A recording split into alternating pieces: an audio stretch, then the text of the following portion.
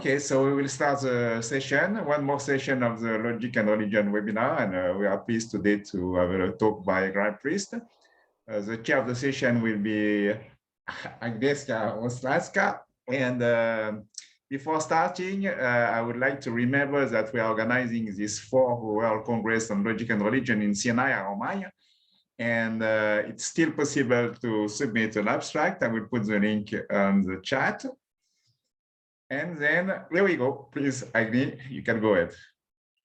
Thank you so much. Am I audible? You are. Wonderful. So thank you so much, Professor Priest, to being our today's speaker. It's my big pleasure to welcome you and introduce you to some of the readers and our participants who might not be very familiar with your work, but I'm sure that most are, and you are a very prolific writer and a very active participant to many conferences and a regular participant to this webinar as well. So I'm going to start with the introduction. So Professor Graham Priest is a Boyce Gibson Chair of Philosophy at Melbourne University, where he's now emeritus. And he started his academic career in philosophy and logic at the University of St. Andrews. And then he moved to Australia, where for many years he worked at the University of Western Australia, and then moved to take up the chair of philosophy at the University of Queensland, and finally Melbourne University. So Professor Priest is well known for his work on dialetheism, so in short, the view that some contradictions are true, paraconsistency, in short, the view that contradictions do not imply everything, and as well Buddhist logic, and in particular his work on Chatushkoti, the tetralemma of the Buddhist text. And among his many contributions to global philosophy, he also recorded an episode on non-classical logic and its connections with Buddhist patterns of reasoning for the history of philosophy without any gaps by Peter Adamson and John Ardon Canary. So as a very prolific academic, he has published about 240 papers, maybe a bit more by now. And he has also published 6 monographs, mostly with Oxford University Press, as well as number of edited collections.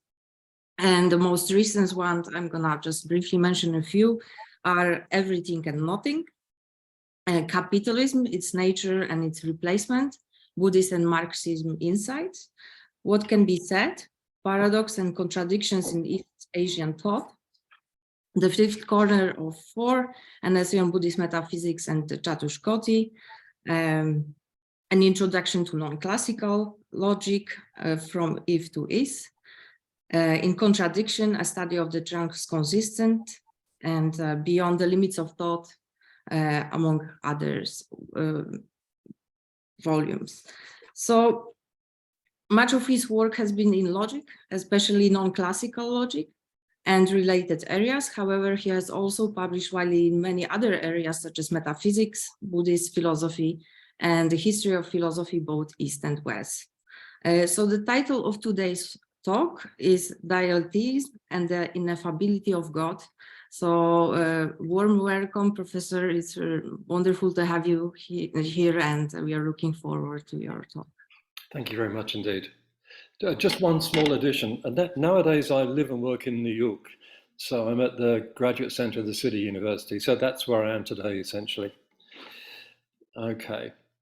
So I'll share my screen, at least try to.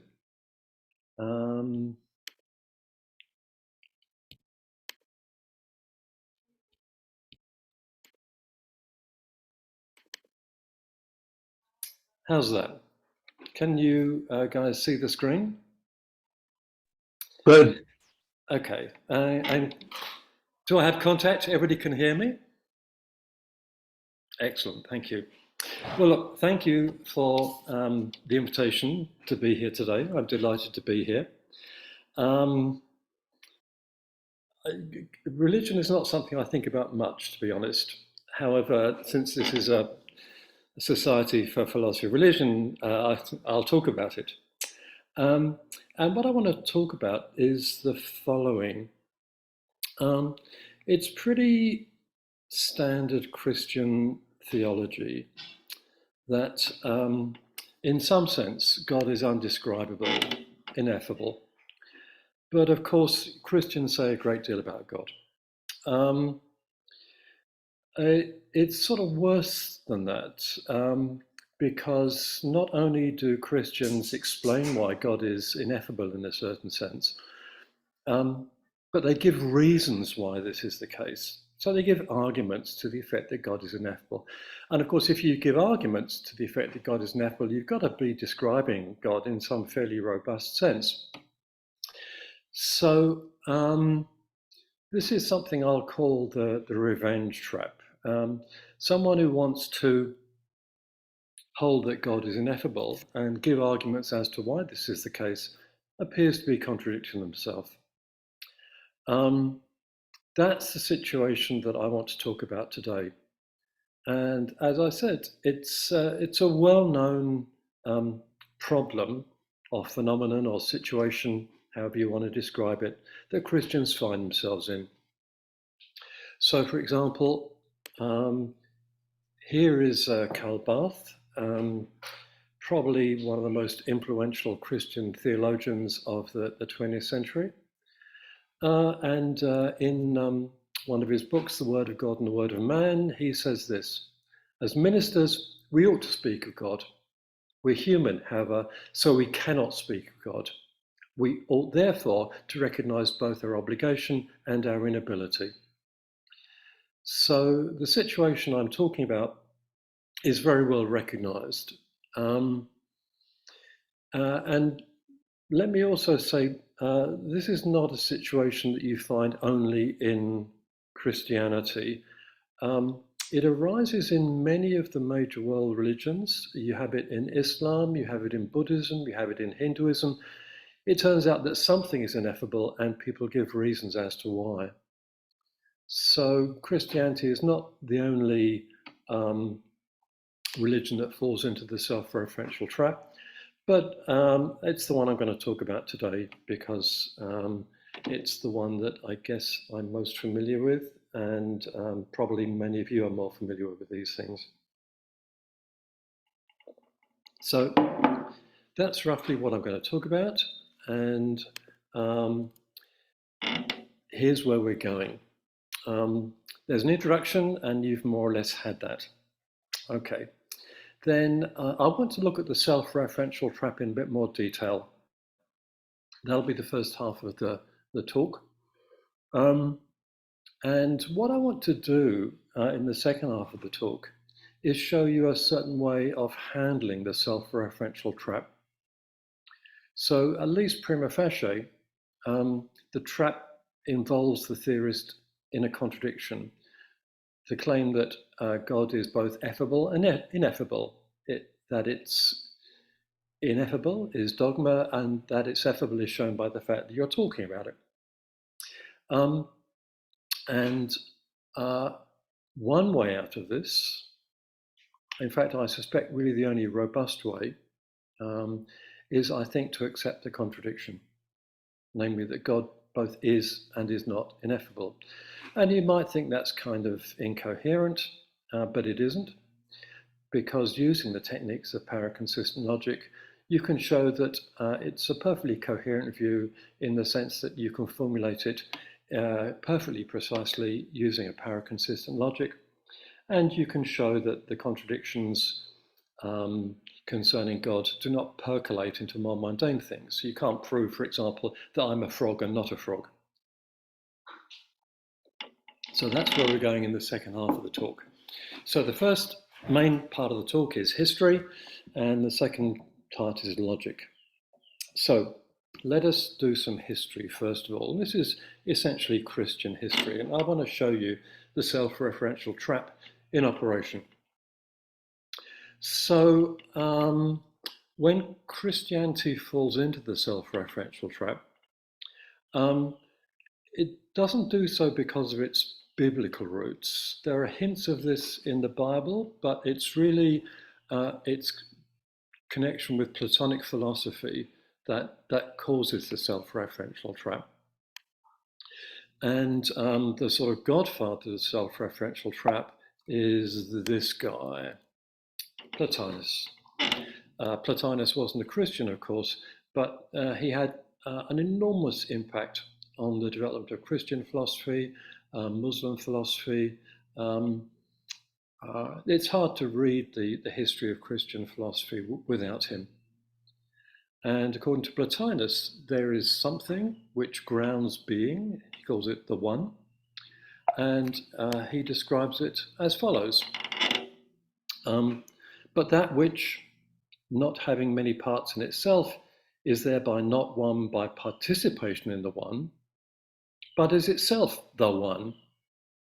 And it is not one due to something else, but because it is the one, that from which all other things somehow also come, some by being near and some by being far.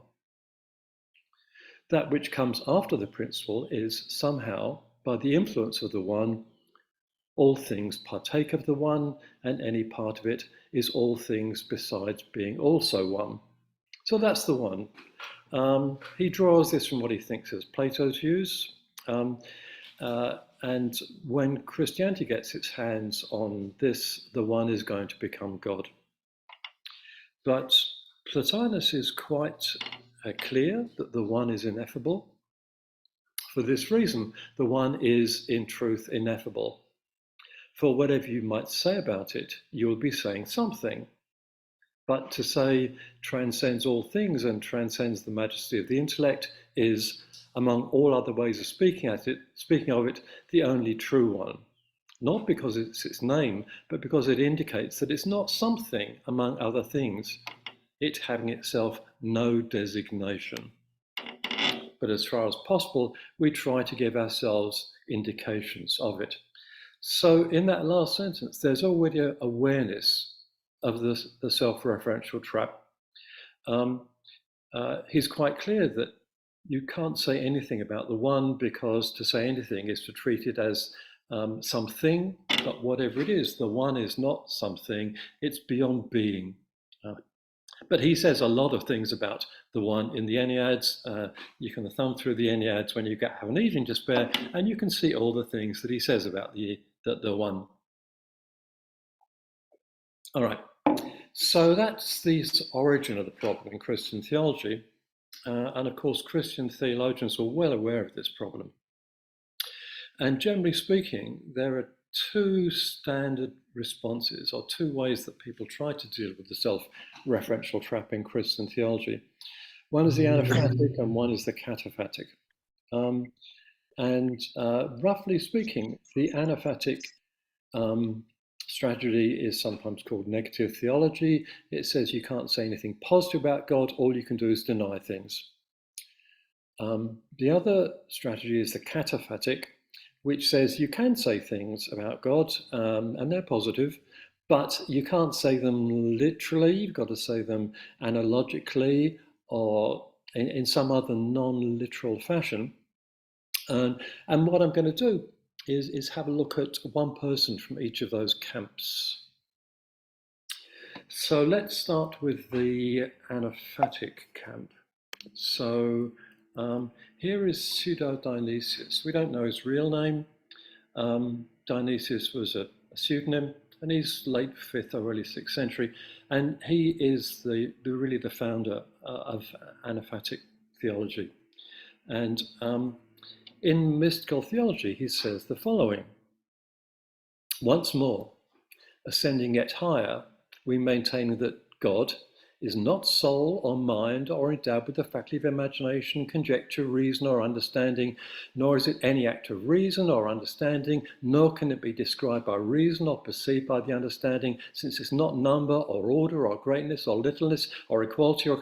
And so it goes on. In fact, I've cut this passage down. It goes on for quite long, saying, quite a long time, saying that God is not this and not that. Okay. So this is the via negativa. But then at the end of this passage, he goes on as follows. nor can any affirmation or negation apply to it. For while applying affirmations or negations to those orders of being that come next to it, we apply not unto it either affirmation or negation, inasmuch as it transcends all affirmation by being the perfect and unique cause of all things, and transcends all negation by the preeminence of its simple and absolute nature, free from every limitation and beyond all of them. Now, notice he's just fallen into the self-referential trap. You can't say anything positive, you can't affirm anything. He's made that clear, but he also says you can't negate, you can't say anything negative either, and he's just had a whole string of negations. And he's kind of consistent in that, because you can't limit God in any way. And if that's your view, to say that God isn't such and such is to limit God. So this is an example of anaphatic theology, and as you can see, it falls into the self-referential trap. Okay, let's move on to an example of the cataphatic strategy. It's this guy, a little bit later, Thomas Aquinas, well known, I suspect, to Catholic theologians. In one of his disputations concerning questions concerning the potentiality of God, he says this: it's impossible for anything to be predicated univocally of God and a creature. Yeah, I can't say exactly the same thing about God and the creature. This is made plain as follows. Every effect of a universal agent is adequate to the agent's power, and no creature, being finite, can be adequate to the power of the first agent, which is infinite. Whereas it's impossible for a creature to receive a likeness to God univocally. Again, it's clear that although the form of the agent and the form of the effect have a common ratio, the fact that they have different modes of existence precludes their universal predication. Thus, though the material house is the same as the type of the house in the mind of the builder, since the one is the type of the other, well, nevertheless, house cannot be univocally predicated of both, because the form of the material house has its being in matter, whereas in the builder's mind, it has immaterial being. Okay, so you can't say the same thing of the imagined house and the built house, and you can't say the same thing of God and God's creatures. If you can say something literally of God's creatures, you have to say the Aristotelian term is pros hen, in relation to something else of God. Okay, but then let's carry on with the quotation. Hence, granted the impossibility that goodness in God and in the creatures be of the same kind, nevertheless, good would not be created of God univocally, since that which in God is immaterial and simple is in the creature material and manifold. Now, you look at that sentence carefully. Aquinas is saying something and the same thing of God and its creatures, namely that you can't predicate the same thing of both. So he says you can't predicate the same things of God and the creature, but he's himself predicating predication of God and God's creatures. Okay, so there's the self-referential trap.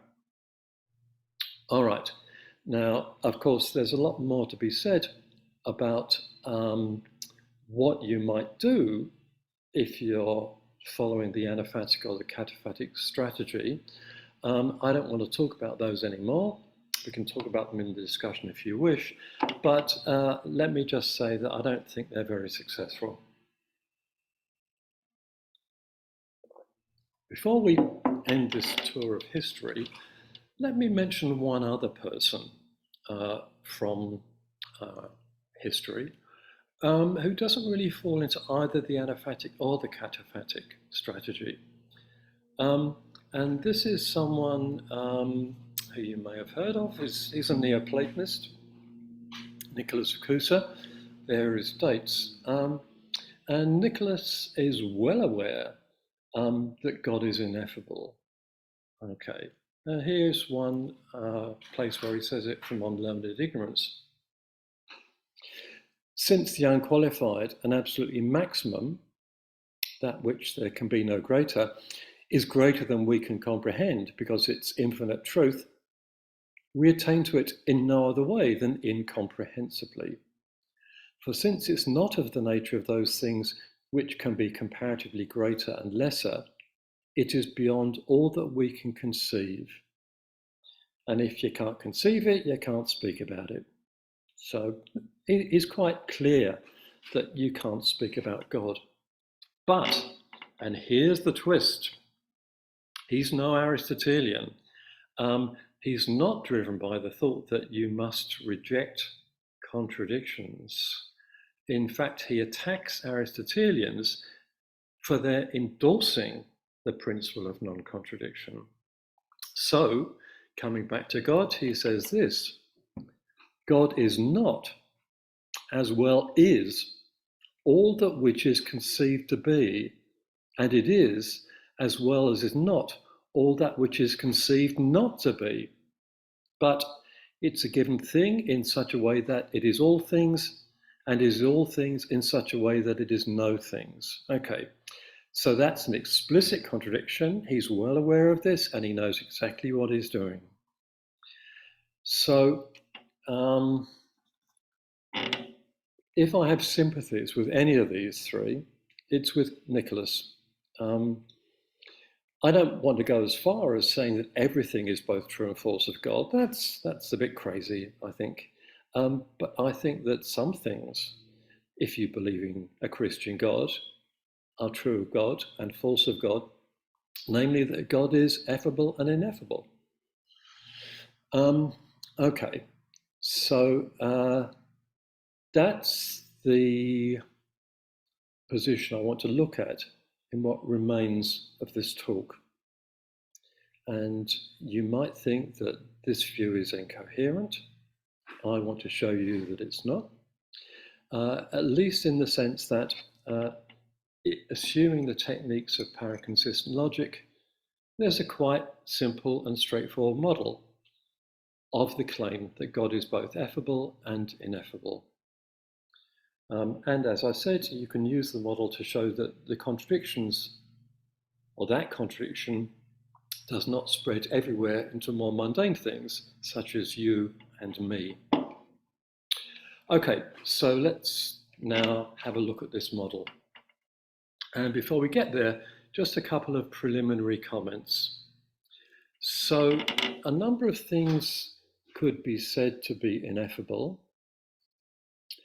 Sometimes objects are said to be ineffable. Sometimes states of affairs are said to be ineffable, and the states of affairs are, of course, objects, but they're very special kinds. But just have a look at the first bullet point. To say that an object X is ineffable is to say that to say that it's effable is to say there's something that could be truly predicated of it. Okay, and obviously to say this ineffable is a negation of that. All right, turn to the second bullet point. To say that a state of affairs is effable is to say that there's a statement about it that expresses it. Okay, those aren't exactly the same thing.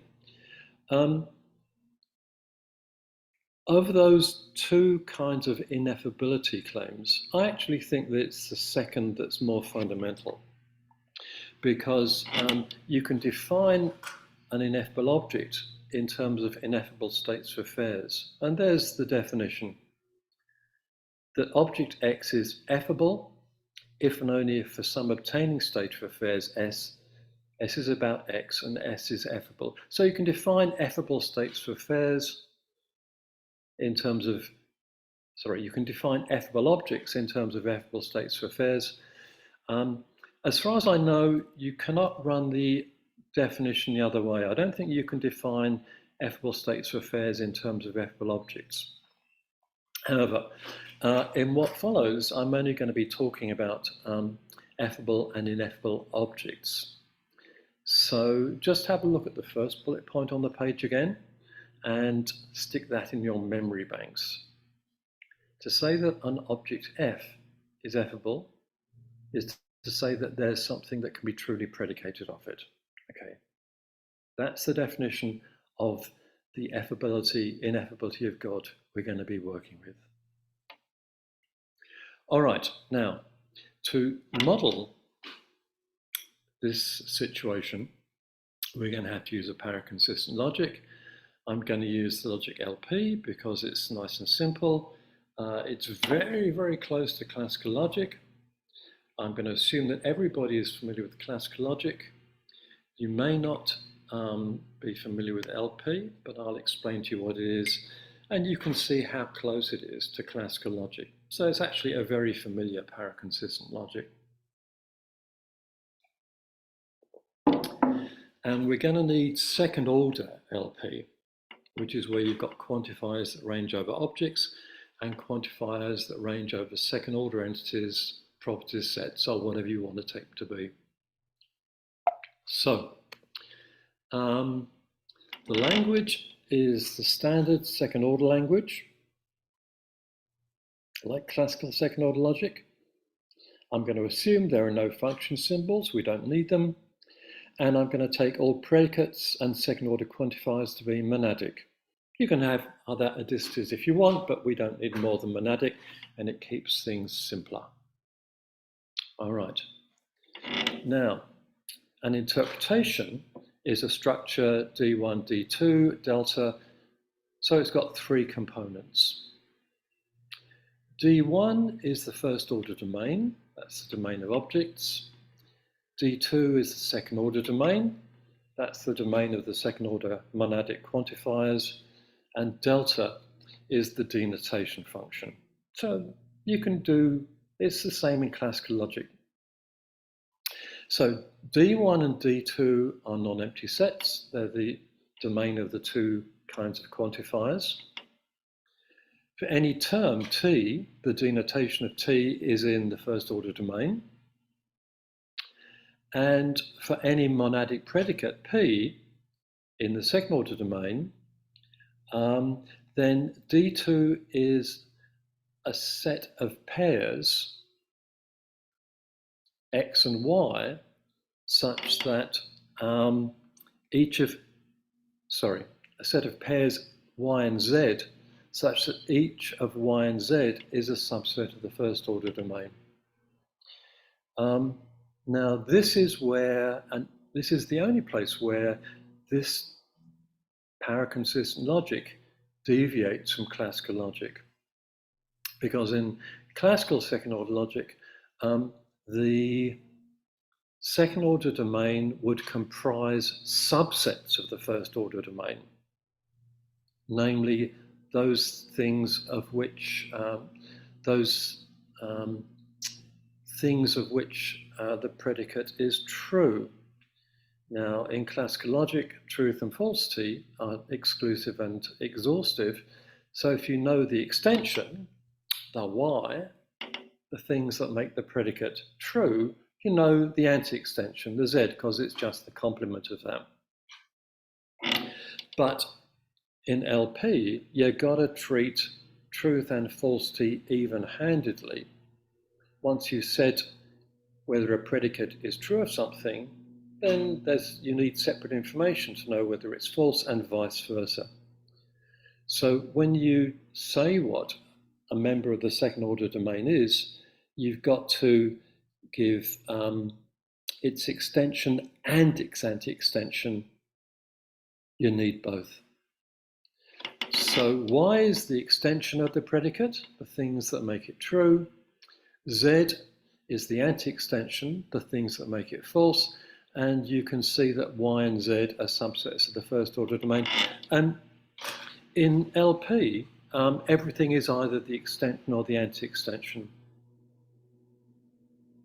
If you drop that constraint, you get a slightly different paraconsistent logic called first degree entailment. For today's purposes, you could equally well be working a first degree entailment, but as a matter of fact, that constraint is imposed in LP. All right, so a bit of notation. If P is any monadic predicate, I'm going to write delta P as delta plus P, delta minus P. So those are your Y's and your Z's.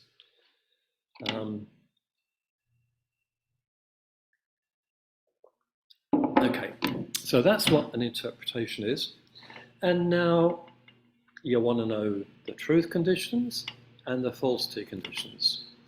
So this little turnstile with the plus tells you when something is true, and with a minus it tells you when it's false.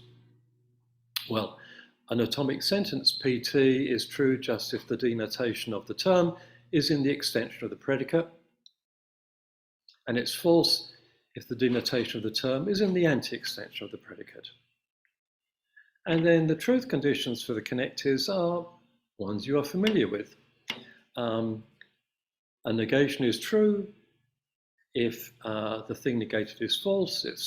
A negation is false if this thing negated is true. A conjunction is true if both conjuncts are true, false if one or other conjunct is false, dually for disjunction. Now, all these conditions are very familiar. They're exactly the same as classical logic. The only difference is that in classical logic, if you know the truth conditions, you know the falsity conditions because they're the obverse.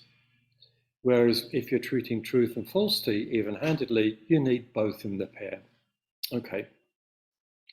So those are connectives. Now we've got to do the quantifiers, and there are many different ways you can do quantifiers in standard logic. The traditional way is to use satisfaction, but I've always found with students that the easiest thing to do is just to add in a whole bunch of constants, one for each object in the domain. So you extend the language by adding a constant for everything in the domain, and then you can just give the truth and falsity conditions for quantified sentences in a really flat-footed way.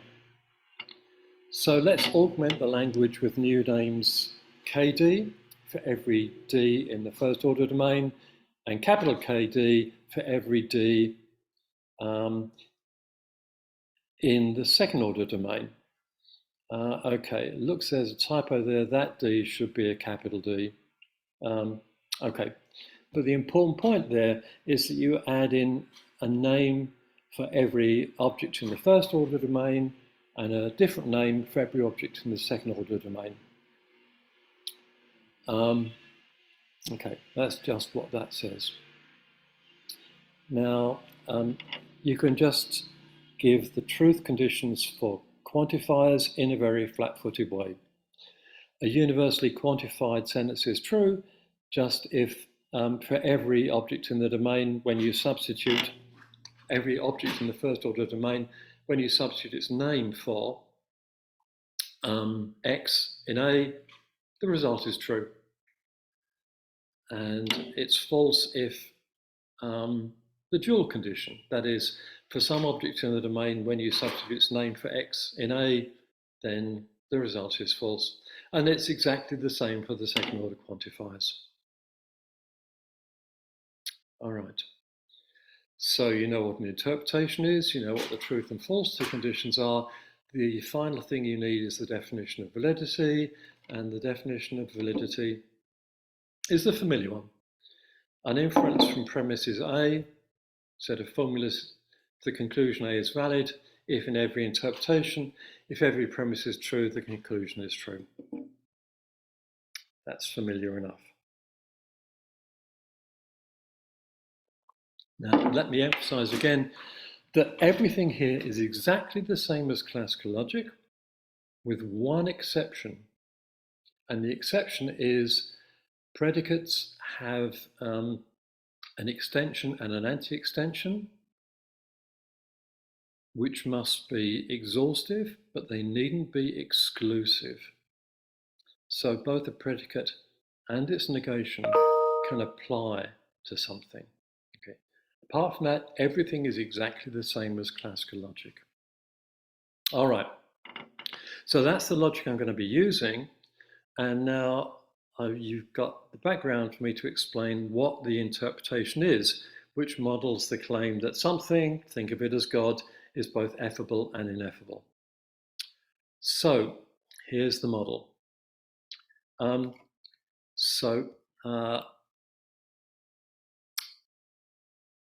I've depicted it like this. The circles are circles of members of the first order domain. The guys in E are effable. The guys in I are ineffable. And God, there you go, is sitting in both. That's the situation we've got to model. How do we do it? Well, what we need is that every effable X, something is true of it. Okay, and for every ineffable X, nothing is true of it. Remember the definition of effability? I told you to stick that in your memory banks. To say that something is effable is to say that you can predicate something truly of it. Okay, so if you take the second order quantifiers to range over properties, and specifically properties that are expressible, then to say that something is effable is to say that there's something, some expressible property that applies to it. And to say that it's ineffable is to say that that's not the case. Okay, that's now reappeared. So those are the conditions that we need to model. And the modeling conditions are pretty flat-footed. They're exactly what you would think of if you sit down and think for 10 minutes. Okay, so first of all, G is in both E and I. Okay, so G is in the overlap. Now, what we require for the model is that every X which is in E, there is some pair YZ in the second order domain such that X is in Y. That is the extension. So every effable X is in the extension of something in the second order domain. But also for every X in I, then X is in the anti-extension of everything in the second order domain. Okay, and it's easy to design a model which satisfies those two conditions. I'll leave that as an exercise. It's easy. Okay, now provided those two conditions are satisfied, then we've got a verification in the model of the two things that you need. So for all little e in the effable things, it's true that there is an X which applies to E, and that's because there's some Y such that X is in Y up here. Okay. But for all I that's ineffable, then because I is in the anti-extension of everything, then it's true that for all X, it's not the case that Xi, which by standard quantifier principles is the same as saying there isn't an X such that Xi. And God is one of the ineffable objects, so you know that it's not the case. There is an X such that X of G. Okay, so there's your contradiction. Those modeling conditions deliver the claim that every effable X, something is true of it.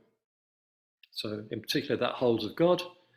And every ineffable X is such that nothing is true of it, and that holds of God too. All right.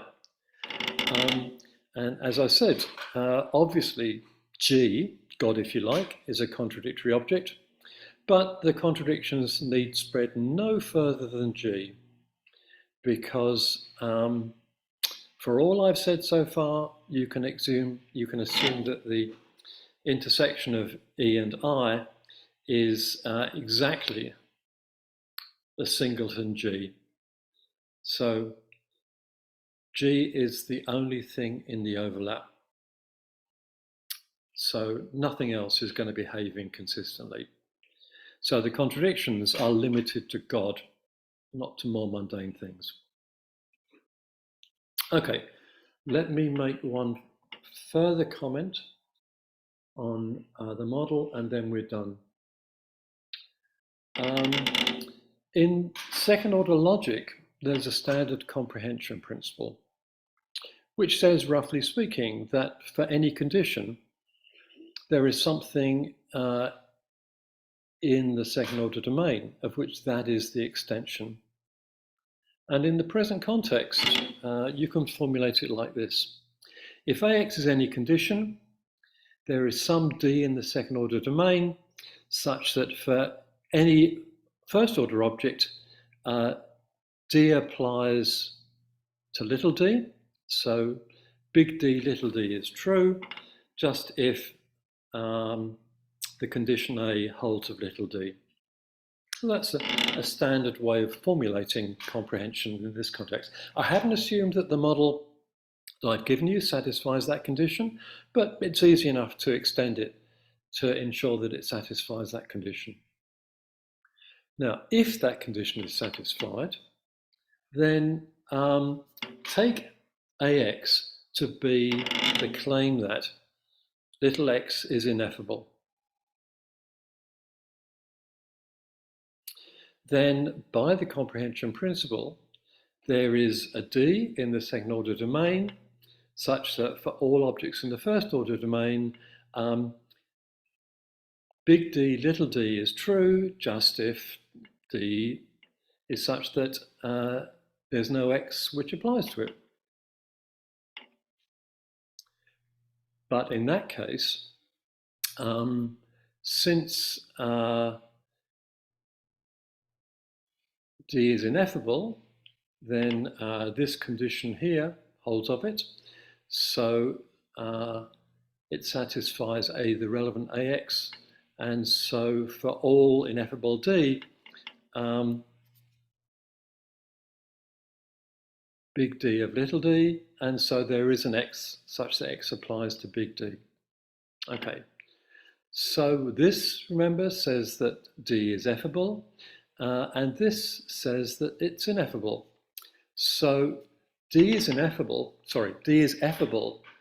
since one can truly predicate something of it, namely ineffability. So it's not only the case that God is effable and ineffable.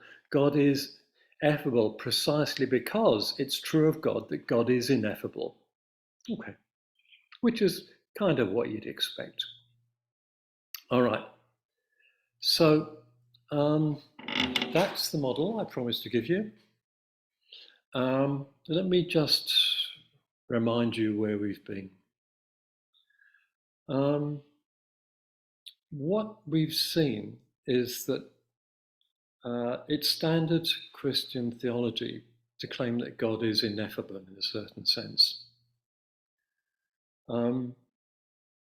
Obviously, there's a contradiction here. There are two standard ways out of it, the cataphatic route and the anaphatic route, but they both have their problems, as we saw. They both fall into the self-referential trap, because in explaining why God is ineffable, or at least literally ineffable in a literal way, the people say things which violate their own constraints. Namely, they say positive things, so the anaphatic solution doesn't really work. And in the cataphatic approach, they tend to say things which are not true analogically or pros hen or whatever. So, of course, there's more to be said about these things, but for my part, I really don't think these things will fly in the end. I think if you hold that there is a God of the Christian kind, and you hold that God is ineffable in the appropriate sense, you are stuck with the self-referential trap. But what I've tried to show you is that because of the self-referential trap, there is a strategy which says, okay, let's suppose that God is an object which is contradictory in a certain fashion. God is both effable and ineffable, and that is quite coherent. Once you assume that you can deploy the techniques of paraconsistent logic, it's a logical possibility. You might think that it's a strange possibility. Well, you know, God is a strange object. But assuming that the standard responses, the standard ways out of the contradiction don't work, then it's pretty much all that remains to you. So, as Sherlock Holmes puts it, in one of Conan Doyle's novels, when you've eliminated the impossible, whatever remains, however improbable, be it a contradiction, must be the truth. Thank you.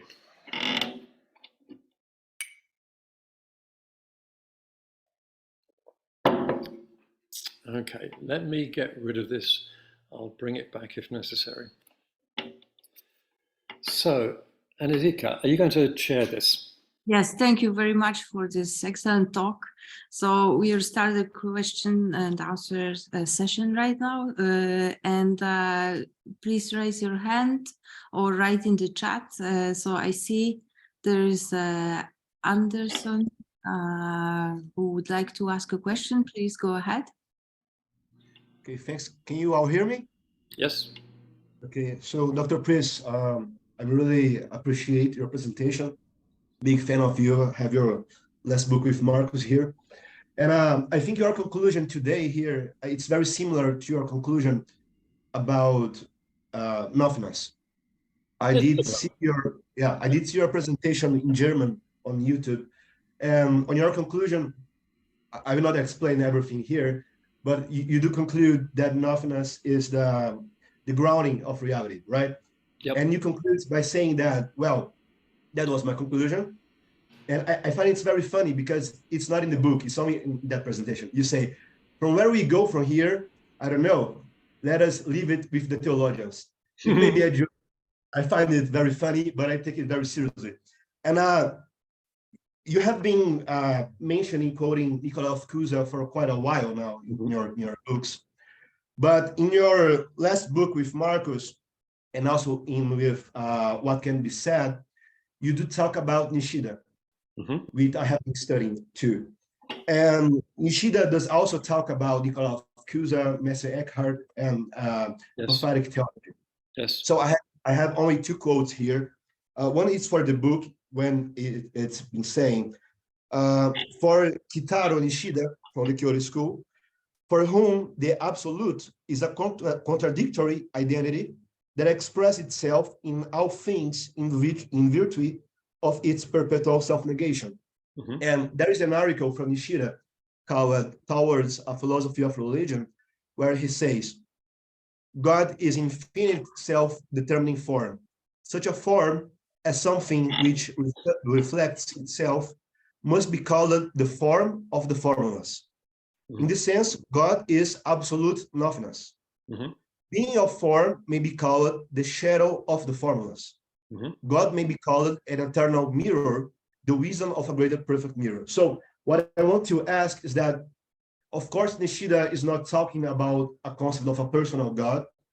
He was not from any religion, but it looks like you identify your conclusion on nothingness with Nishida's thinking about the Basho of Zetaimu, the place of absolute nothingness.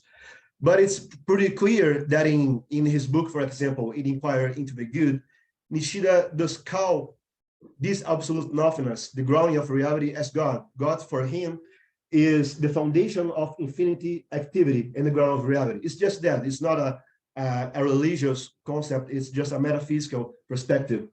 So I would like to ask you if you do agree with when Nishida talks about God as absolute nothingness in the sense, and if the belief in the absolute nothingness as the ground of reality could be some kind of deism instead of an atheism. Thank you. Good. No, look, most of what you say is absolutely right. Okay. I think exactly what I've said about nothingness in the past is about its ineffability is exactly what I've said about God today. Okay.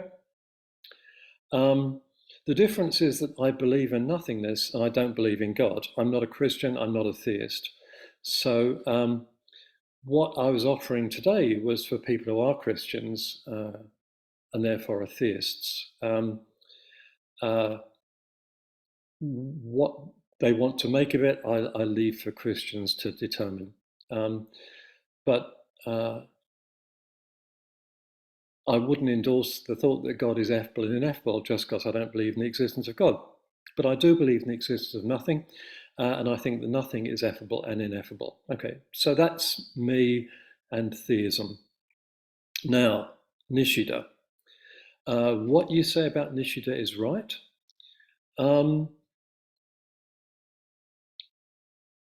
Nishida talks about nothingness. He doesn't talk about it in Inquiry into the Good. He talks about it in his middle period, the Basho period.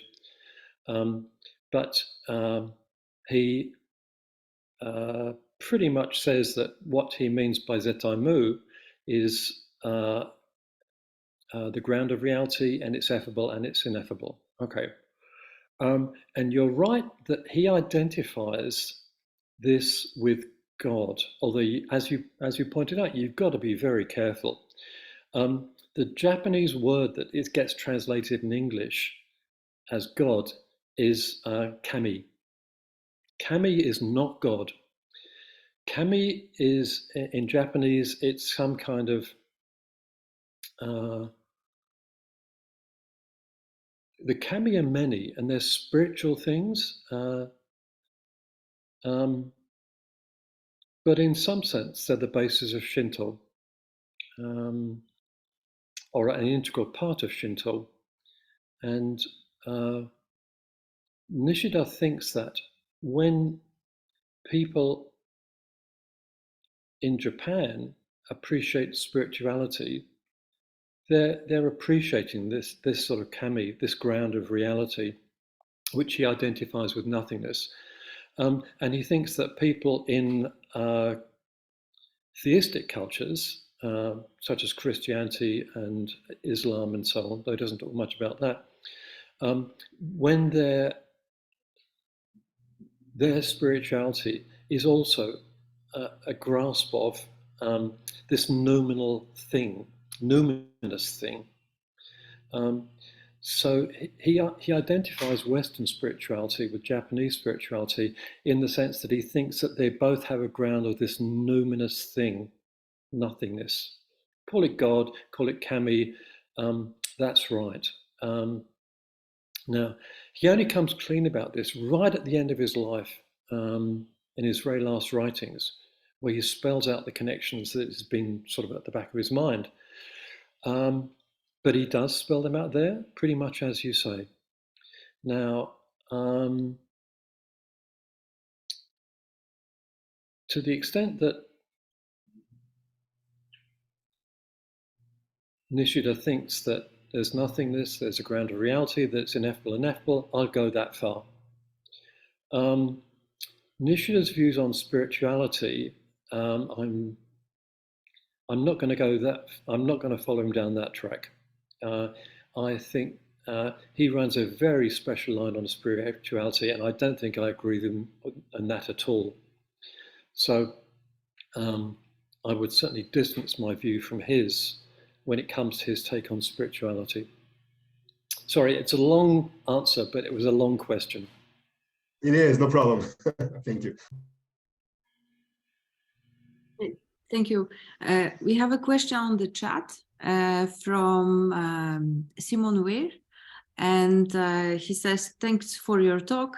I have encountered your work through object-oriented ontology and the dialectic nature of real and sensual objects. Here, all objects are dialectically real and sensual. Could you please expand on why you say only God is dialectic? Okay. Objects are real in a certain sense. That doesn't necessarily mean they exist. It means they're objects. I don't think I've ever said that they're sensory. I think that lots of objects are not sensory, like numbers. Okay, so that's just getting some of the questions straight. Now, the question was, why do I think that only God is dialectic? I don't. I think lots of things are dialectic. God happens to be one of them. All I was pointing out today was that if you're a Christian and you think that God is effable and ineffable, you're not committed to anything else being dialectic. Okay? If you're a Christian, you might welcome that. If you want to think like J.C. Beale, that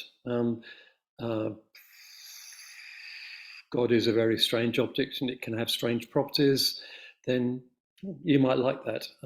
But I don't think that only God is dialectic. I don't think God is dialectic because I don't believe in God. It's me, Simon. Thanks, Graham. That's really helpful. The question about object-oriented ontology is a little bit different with regards to whether or not objects are sensory. You know, in object-oriented ontology, it's a kind of a pair of categories that they're using about ontological objects. Have you taken a look at perhaps Timothy Morden's writing about dialetheism? No, I'm afraid I haven't. I mean, okay. It's been brought to my attention a few times, and it's sort of on my reading list. I've had some correspondence with Graham Harman, but it's just one of the things I haven't got around to reading it. But when I did the book with Marcus Gabriel, it's clear that there are certain similarities between my view and some of this stuff. I wasn't aware that any of these people had come out as dialetheists, although it wouldn't surprise me because it's a very natural adjunct to the view. So I think I've probably got some more reading to do. Yeah, Timothy Morden's book, Realist Magic, is particularly about dialetheism, and that's where I'm picking this up from. All right. Can you do me a favour and just, I'll forget that as with the discussion goes on. Can you do me a favour and just shoot me a brief email with the title of the book? Yeah, if I can find your email address, is that available online or? Yeah, just Google me, it'll come up. Okay, I'll do that now. Thanks. It's priest.graham. Does Morden come out as a dialetheist or is he against it? No, completely for it. He says there's no other way to think about object-oriented ontology except via that. Oh, okay. So Graham Harman says kind of probably not, and Graham recommended that I talk to you about that because it seems to me that it needs to be that case as well for all things to be dialectically real and.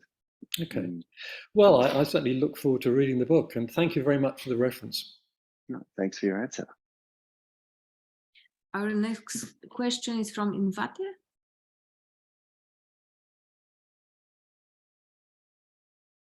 Would you please unmute yourself? Hello. Yeah, sorry, I forgot to change my name. Yes, no. I was very interested. Yeah, thank you very much for the talk, Mr. Priest. I was very interested in your kind of like Venn diagram because it seems to be you place the intersection as where God could be, but I think there is also another path where people looked at it more like taking a sort of more universal dialectic point of view. Where it wouldn't be the intersection. In other words, it's a dynamic relationship between the effable and the ineffable. So those two circles can kind of cross over or come apart, and that's more part of what the reasoning is about, especially from the old dogmatic metaphysics to the more enlightened view of when Kant came in and reintroduced the dialectic via Plato. yeah, also I think there's an element that the causality is a problem as well for the object-orientated approach, ontology, and even Buddha talks about causality as well as Aristotle, etc. And yeah, so I just putting forward those as sort of things to consider, and maybe you have something, you know, a comment on that. Yeah, look, I don't really understand the view you're describing. To say anything intelligent, I have to understand it better. But let me just pick up where you started. You suggested that the relationship between E and I might be dynamic and therefore changing. Now, by dynamic, you mean changing over time? Well, So, I mean, some people could hold on to more contradictions than others, and believe that they're true. You know. Yeah, I mean, some people, you know, believe contradictions. Some people don't. Some people change their minds. Of course, that's true. Yeah, yeah. But And well, I mean, the question is God ineffable or not? Yes, no, both, neither. Okay, and it seems to me that whatever else you say about God, you're going to be honestly committed to the both answer. yeah, I know. I can understand that from a mythological point of view and the superstitious ideas, but maybe the more like sort of Plato's idea of a highest principle. I think maybe you can look at this sort of God idea as more of like an abstraction of a principle, if you like, just a name for good, you know. Yeah, so. Well, at this point, I'm happy to leave the discussion to Christian theologians. Okay, thank you. We have a question from Susana Gomez, please. Thank you so much, Agnieszka. And thank you so much, Graham, for your interesting presentation. I have a question. I mean, I'm trying to, I was wondering if the effabilistic and the ineffabilistic are not talking from different levels of discourse. Mm-hmm. I mean, the effabilistic is talking about is talking from a first level language, because he's or she's attributing predicates to God, and the ineffabilistic is discussing about the predicates. Mm-hmm. And the explanation is given about the predicates, not about God. Mm-hmm. Yeah, look, that's a possible move. I mean, a standard way out of contradictions is to draw a distinction. And one very famous way to try to get out of the contradiction about liar paradox is to draw this distinction of levels. Okay. You might try and make that move. But now what you've got to think about is the arguments that people give for the ineffability of God. And these are standard. They go all the way back to Plotinus. You'll find them in Alcim, you'll find them in Cusanus, you'll find them in all the other guys I mentioned, right? And what's driving this thought is that God is so different from God's creatures that human language cannot get a grip on God. Okay. And these considerations are really quite general. They're going to apply to any language you can construct. So if that's what's driving you, as it is in most cases, I don't think this sort of distinguishing between different levels of language is going to work. But I mean, as I say, I mean, it is a possible move, but then you've got to go back and engage with the reasons that are given for the ineffability of God and see whether this sort of distinction or drawing is really compatible with the arguments that are being given. Okay, thank you, Graham. Thank you. We have a question from Professor Kishore Chakrabarty. Please unmute yourself.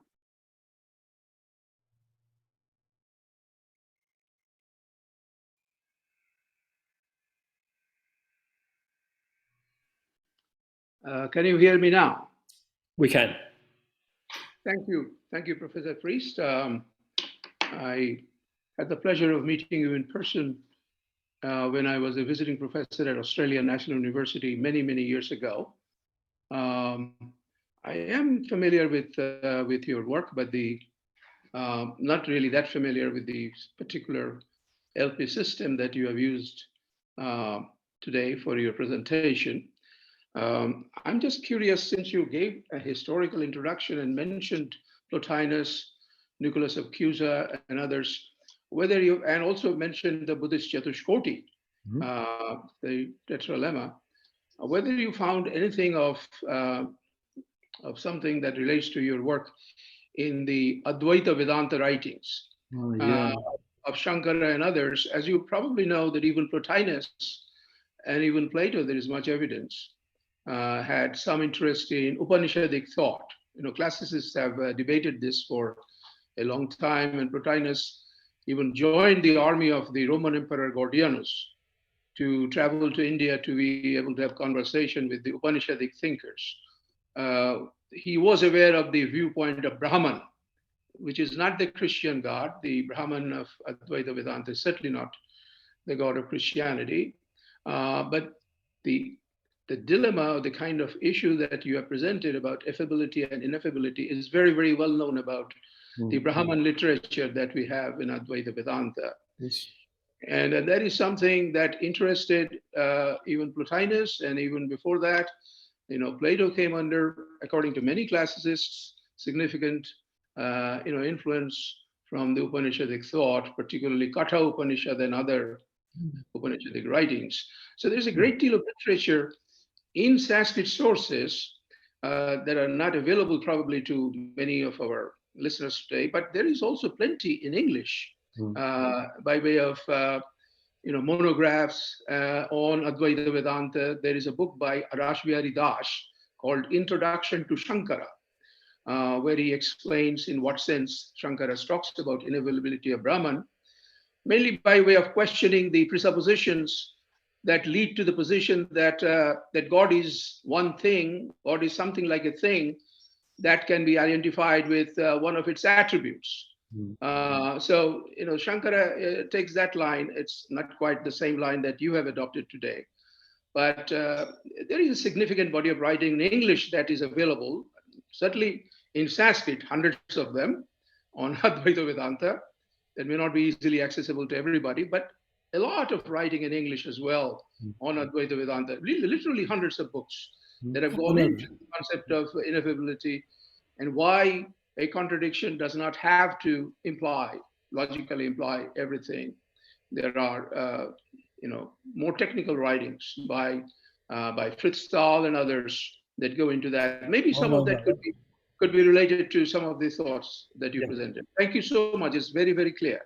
Okay, so Advaita is one of the things that, one of the many things I don't know a lot about, okay? I know enough to know that there's a large debate in India between the similarities and differences between Advaita and Yogacara, and I know a lot more about Yogacara. And my understanding is that both of those positions are committed to view that something or other is ineffable, whether it's Brahman or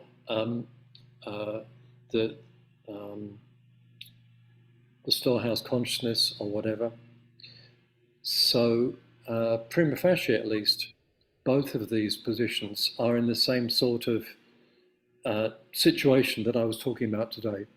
I mean, at the start of the talk, I mentioned the fact that this was not specific to Christianity.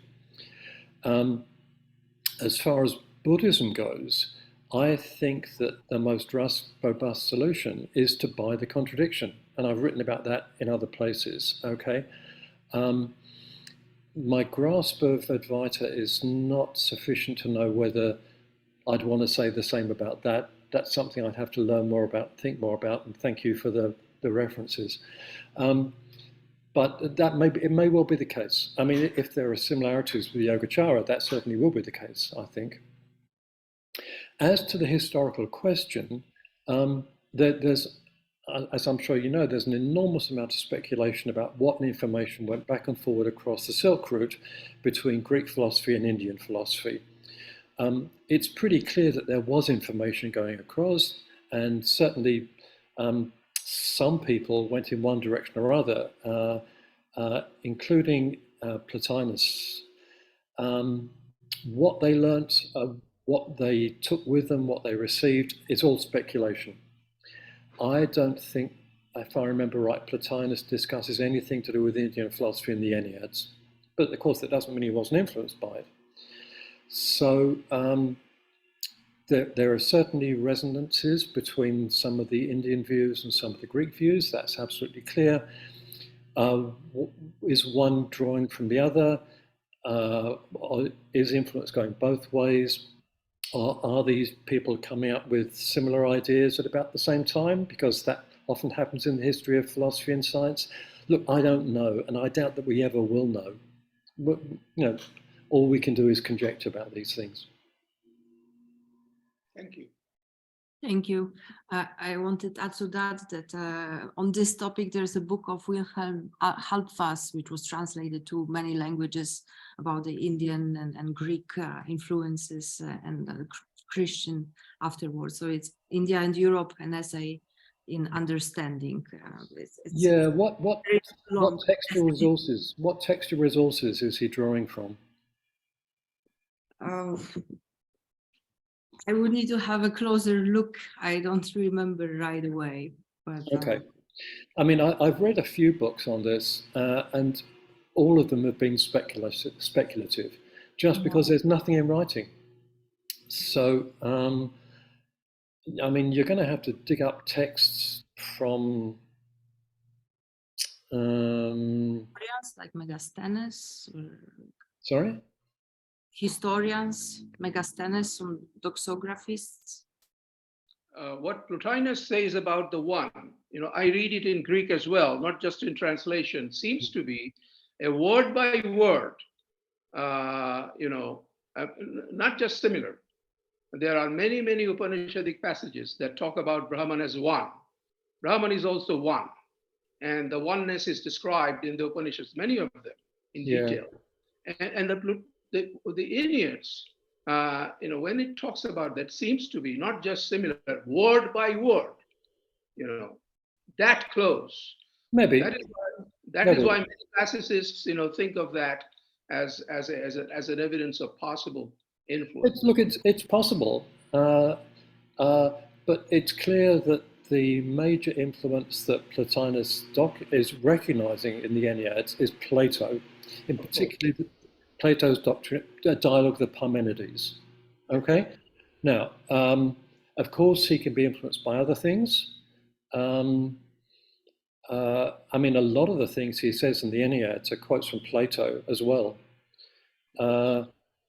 So, I mean, the evidence that you put forward is certainly suggestive, but without some kind of textual documentation, I think it can be no more than suggestive and speculative.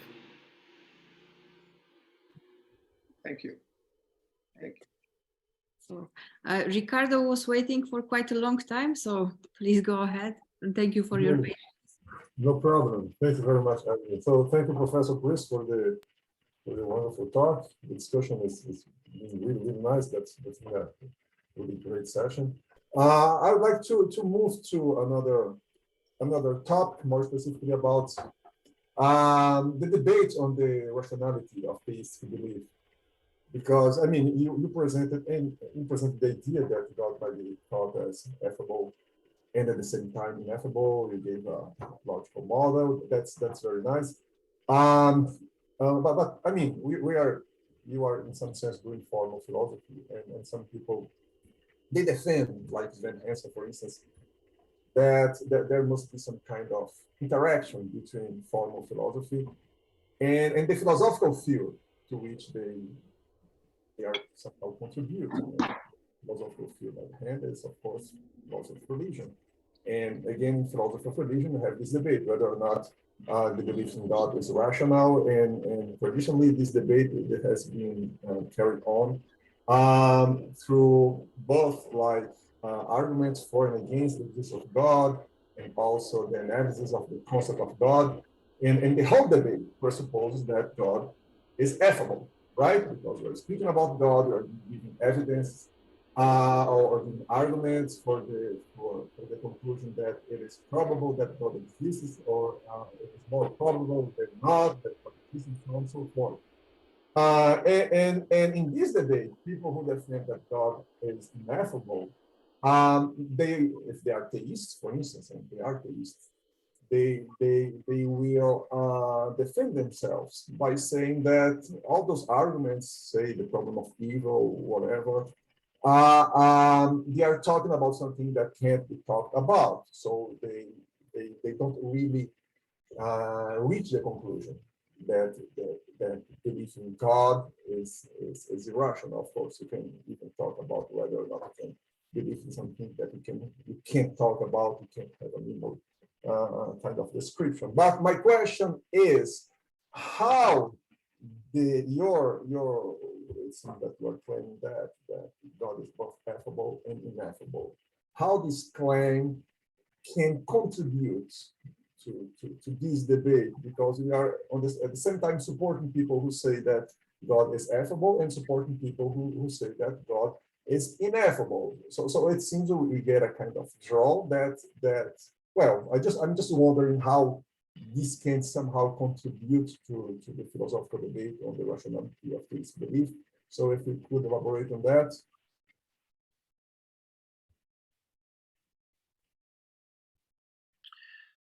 Are we talking about the rationality of the belief in the existence of God? Yes.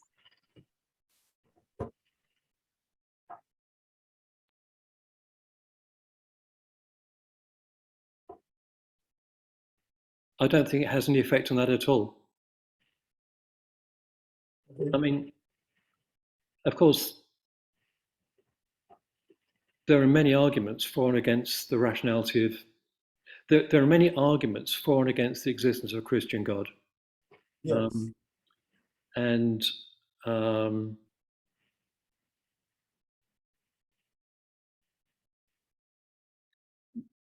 What to make of those is another topic. I suppose you could use the claim that Orthodox Christian philosophy seems to imply that God is contradictory, in that God is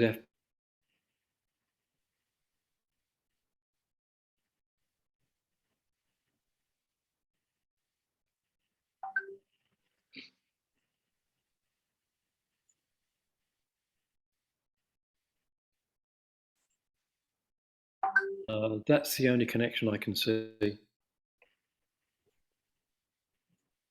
I think I missed something. I don't know if it was only me, but it got frozen for. Yes, we didn't hear the last part. I think the connection was breaking, or some gods were intervening. Yeah. Yeah, we missed the last part of your answer, Professor, please. Yeah, okay.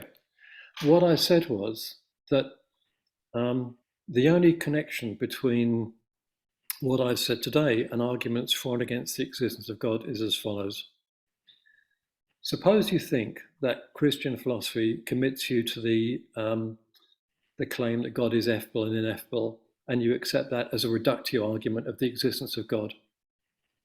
Then the fact that you can accept this contradiction means the reductio doesn't work.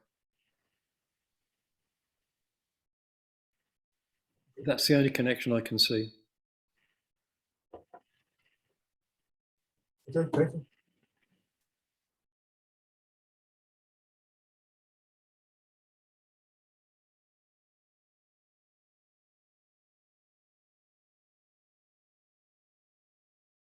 Agni? Okay, there is one more question from Jerry Chandler. Please go ahead, and afterwards a quick question from Anderson. So thank you, Professor Priest. That was a very sharp and clearly delineated argument, starting from historical roots and developing a thesis, which I found to be quite coherent and rather exceptional in that in this area of debates about nature, the nature of man and the nature of God, both. And so the question, I guess, that comes to my mind is the relationships that you see between nature and the arguments you presented. The issue here becomes the nature of number and object, object as number or number as object. This is not a really simple issue to address, but it gets particularly confused in debates in this area of logic and the notion of recursion theory and other such areas. But the arguments you used developed around the notion of ineffability, which is an expression of self, expression of your natural self as you speak out, as I'm now speaking out and as you spoke out. So ineffability itself is not much more than the expression of self in this context. The second part comes from the issue of is, when you use the word Christianity, there are many, many views and variations on the notion of Christianity. And one of these particularly regards to the Jesuit Desjardins, as well as Alfred Lord North Whitehead, who both had sort of a panentheistic view of nature and its relationship to our belief systems. The other third leg of this question is the question of the relationship between other sensory forms of relating to nature. It's not merely the mathematical symbolism or the logical symbolism that form our sensory impressions of nature. We also have the notion of taste and smell, which in many ways are ineffable in the sense of their precise mathematical nature. And here we particularly think of the structures of nature, the natural structures of nature. And so this part of the question then comes up when you deal with the objective nature of your logic or your presentation. Which form of Christianity do you think it is relevant to? And is it only necessary or is only related to the ineffability of things as opposed to the indescribability of things?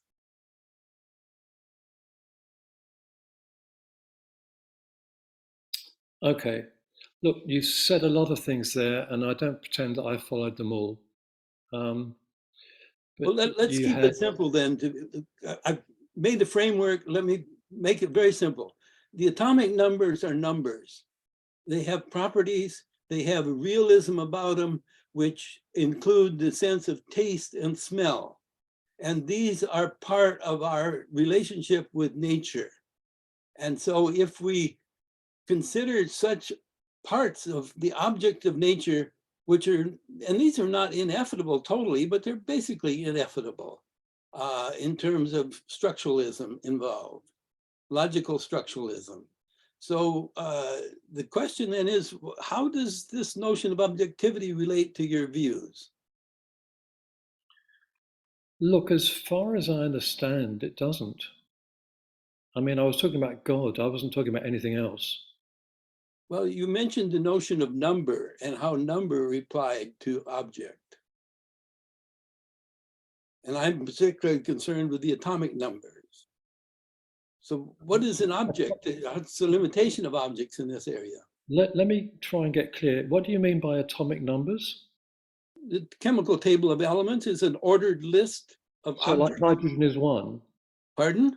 Like hydrogen is one. Like What? hydrogen is one. That sort of thing. The number one is the element, is synonymous with the notion of the existence of an object called hydrogen. The number two is synonymous with an existence of an object called helium, etc. And this goes, it's a limited list that goes only one to 82. I know what atomic numbers are, okay? Atomic numbers count the number of protons in the nucleus of an atom, okay? So hydrogen has one proton, helium has two, and so on. That's all true. That's not the language of chemistry. That's the language of mathematics you're using.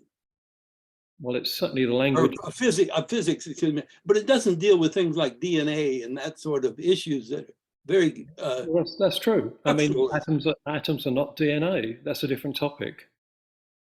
Pardon?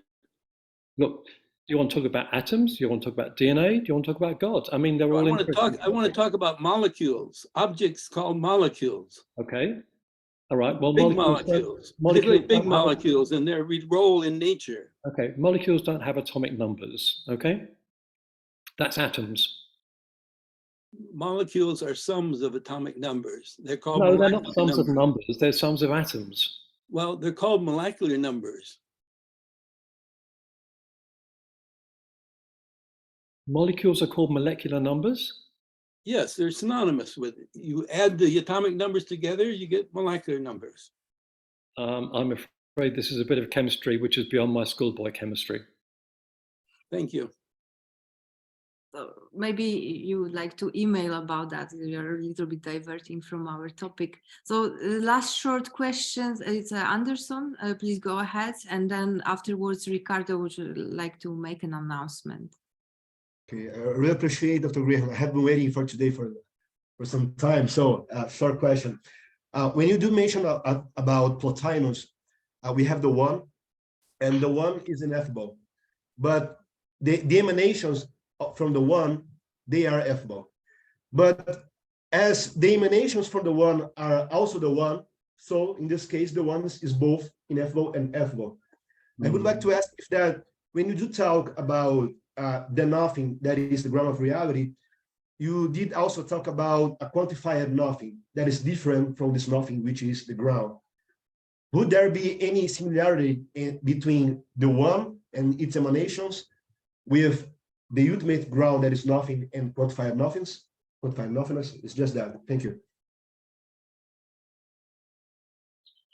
So is the question,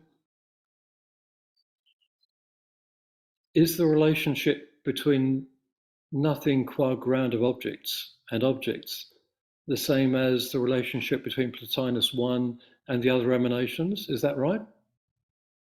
Yeah, not saying that it's the same, but that's similar.